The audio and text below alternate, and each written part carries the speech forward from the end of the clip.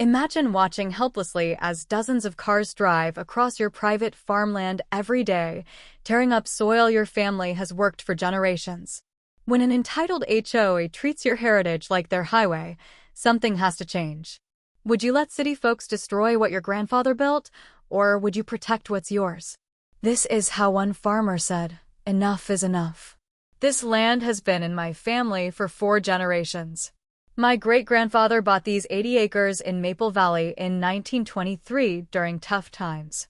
He worked day and night to turn rocky ground into fertile fields. My grandfather grew the farm after the war, and my father added modern water systems in the 70s. Now it's my job to keep this legacy alive." I remember my grandfather's last words. "This land isn't just dirt, son. It's our family's heart. Promise you'll keep it in the family." That promise has guided me for 15 years. Our rural area changed when developers built luxury homes nearby. 3 years ago, Silver Pines Properties started Crestwood Estates across from my eastern field. At first, I hoped new neighbors would enjoy our farm life and buy from our roadside stand. Some did. They waved, shopped at our market, and their kids loved tractor tours. I was happy to show city folks where food comes from. But trouble grew as more homes filled Crestwood Estates. Some complained about tractor noise during planting or farm smells. One loud resident said at a Maple Valley meeting that farms should be limited to protect house prices. I tried to be a good neighbor, adjusting my work hours and inviting folks to farm events, but many saw our land as a pretty background for their fancy homes, not a working farm. It began one Tuesday in April. I was checking water lines in my cornfield when I saw tire tracks, not from tractors, but cars cutting across my new crops. I thought a driver got lost, but the tracks made a path from Crestwood Estates' side entrance to the county road. That night, I set up a trail camera. The next morning, I was shocked. From 7 to 9 a.m., 17 luxury cars, SUVs, sports cars, sedans, drove through my field like it was a road. That afternoon, I waited by the field. At 5:30 p.m., a white SUV came. I waved it down. The driver, a man in a suit, looked annoyed. "Excuse me," I said politely, "this is private property, my farm." "It's just a shortcut," he said. "Everyone uses it. Subdivision traffic's bad." "You're damaging my crops and soil," I said. He rolled his eyes. "It's just dirt." "I'm late." He sped off, spraying soil. I put up "private property, no trespassing" signs. They disappeared in 2 days. I added bigger signs with metal posts. Those vanished too. My friend Jake, who farms 10 miles south, warned me. Silver Pines did this in Oak County last year. They have a plan. Be careful. Then I got a small win. Hidden tree cameras caught the HOA treasurer, Edward Larson, stealing my signs at night. I showed him the video at his house. He apologized and returned them, but it made things worse. By May, cars streamed through during rush hours over 51 Monday evening. A dirt path formed where corn should grow.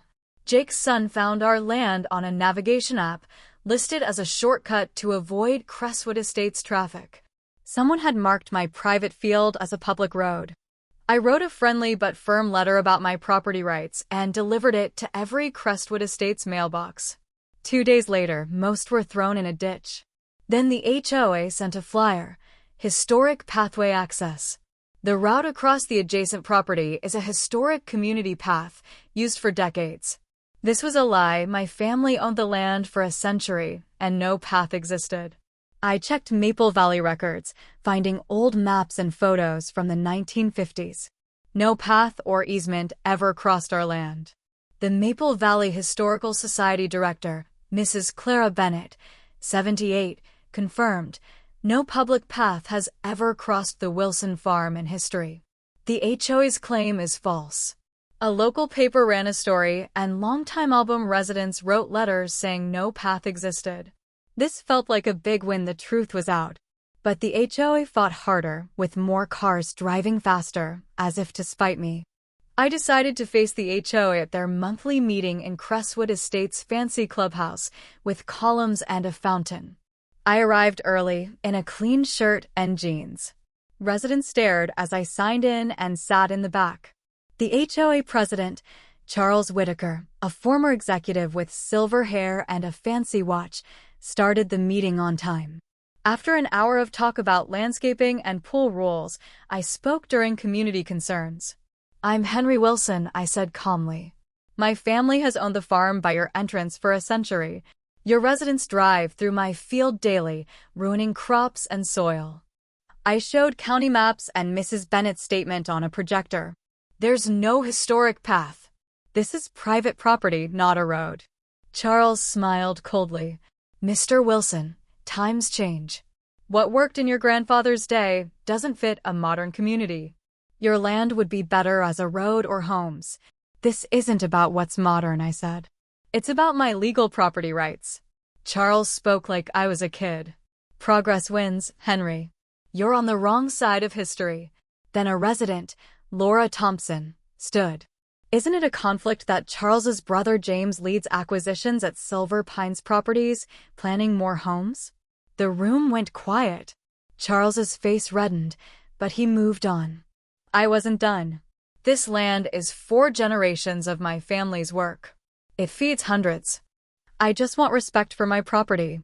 After 3 families apologized and offered support. A retired judge whispered, "Document everything." They've done this before, but they picked the wrong farmer.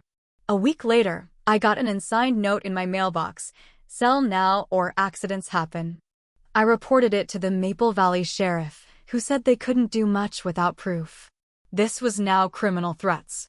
I added more cameras and carried my phone to record. The HOA's newsletter, shared by a kind resident, said, "The Eastern Access issue is being handled legally. Continue normal use." This was false. No legal action existed. I checked. They were pushing trespassing while lying about lawsuits. I placed big hay bales along my property line. They worked for a day until cameras caught 3 men, including 2 HOA board members, moving them at night with a tractor, dumping them in a ditch. Worse, the car traffic packed the soil, changing water flow. After rain, water pooled, creating erosion gullies, damaging my father's drainage system. Repairs would cost thousands. Another threatening letter came, but my mail carrier, Sam, saw Charles Whitaker place it. Sam reported it to the postal inspector. Tampering with mail is a federal crime. Charles got a warning, and the letters stopped, a small win. I realized this wasn't just a shortcut. They wanted my land and were trying to force me to sell. But they didn't know a 4th-generation farmer's determination. In June, the local paper ran a front-page story: "Farmer fights luxury homes over land rights." It showed disappearing farms and split Crestwood estates. Some kept trespassing, but others, led by older residents, formed neighbors for fairness, urging respect for my land. The HOA sent a fake notice of prescriptive use, claiming a right to my land. It was nonsense. No easement existed. After heavy rain, I found dirty water in my creek. Tests showed lawn chemicals and oil from Crestwood Estate's bad drainage. A county inspector cited the HOA for watershed violations, forcing them to fix it. Farmers rallied outside Crestwood Estates with signs like "Respect Farmland." News covered it, embarrassing the HOA. I met Ellen Carter, a property lawyer. My case was strong, but lawsuits cost $25,000 to start. On a farmer's budget, this was tough. Ellen found a 1990s Maple Valley rule protecting farms over 50 years old, giving me extra rights. I also learned farm water structures, like ditches, had easy permits. Commissioner Paul Carter, a farmer, fast-tracked my permit for a drainage system.